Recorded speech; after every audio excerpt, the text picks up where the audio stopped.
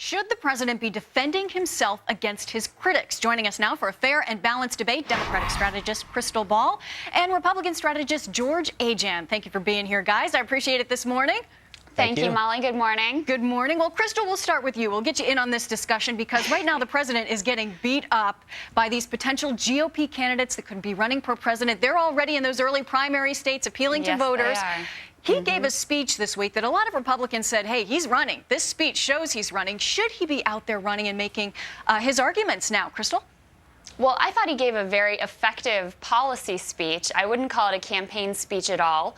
He contrasted his budget plan with the Republicans. It was entirely appropriate. Going back to the Donald Trump clip, I find it so funny that he's talking about the world of the make-believe. I think the world of the make-believe is where the GOP presidential frontrunner is a guy doing a publicity stunt for his reality show.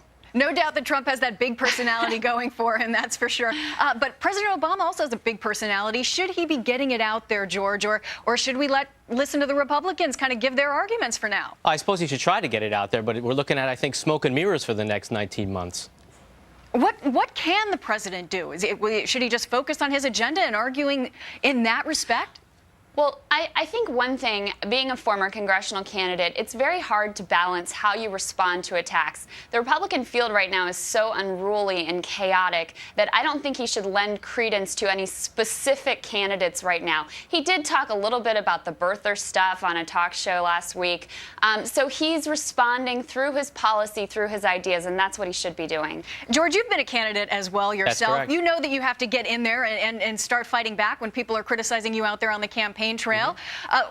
Some of the Republicans, Romney, for instance, saying that the deficit reduction plan that the president has put forth is deceptive and intellectually dishonest. Does the president need to step up and respond to some of these criticisms?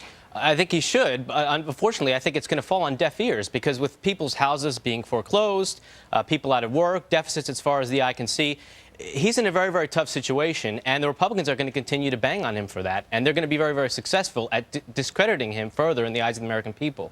Krystal, the president certainly isn't shrinking down. He's spoken out a lot. A lot of people have praised him for that are from his base saying, hey, we're finally hearing from the president. He spoke in his weekly radio address saying, talking about the Republicans, House representatives, their aim to reduce the deficit by $4 trillion. Great aim, he says.